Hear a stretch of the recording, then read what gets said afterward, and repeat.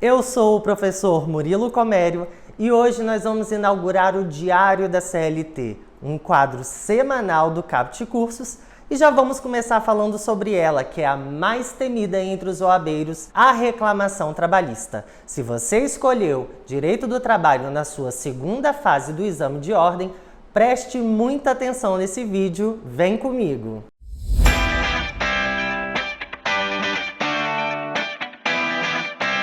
A reclamação trabalhista foi cobrada 6 vezes no exame de ordem, sendo nessa última prova que foi o 33º exame de ordem realizado no ano de 2021, com resultado em 2022. Ela é a peça mais temida entre os OABeiros em razão da sua complexidade, junto com o recurso de revista, mas não só entre os OABeiros, também entre os advogados, principalmente após 11 de novembro de 2017, quando a Lei da Reforma Trabalhista entrou em vigência. A reclamação trabalhista é a petição inicial no direito processual do trabalho, com previsão no artigo 840 da CLT.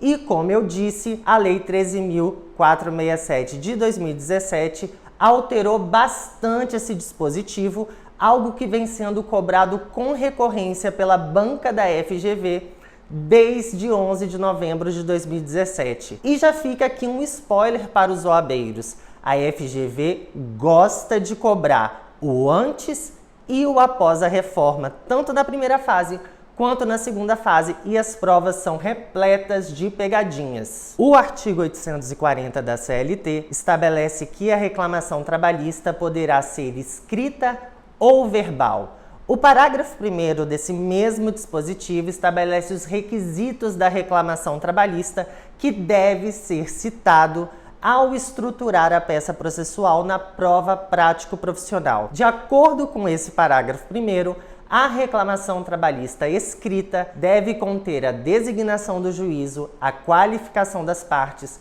a breve exposição dos fatos de que resulte o pedido que deverá ser certo, determinado e com a indicação do seu valor, e a assinatura do reclamante ou do seu representante. Se verbal, a reclamação trabalhista será reduzida a termo em 2 vias datadas e assinadas pelo escrivão da secretaria, que é a vara do trabalho. A grande alteração trazida pela reforma trabalhista nesse artigo 840, parágrafo 1º, é que o pedido agora deve ser líquido, ou seja, na petição inicial devem conter os cálculos ou a estimativa do valor de cada pedido formulado na reclamação trabalhista.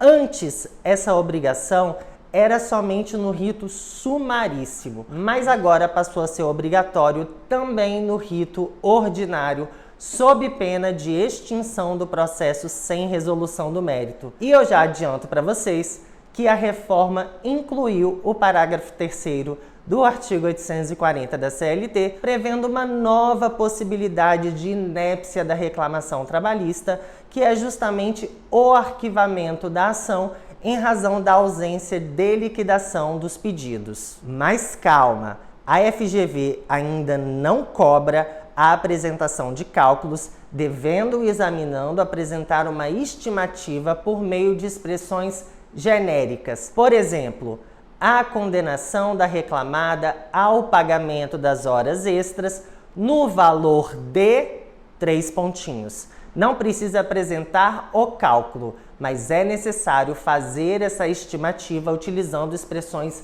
genéricas, sob pena de não receber a pontuação correta no gabarito. Se você escolheu Direito do Trabalho na segunda fase do exame de ordem, preste bem atenção nos requisitos e nos elementos que são imprescindíveis para a estruturação da reclamação trabalhista. Primeiro, endereçamento ou designação do juízo, escrevendo ao douto juízo da vara do trabalho de.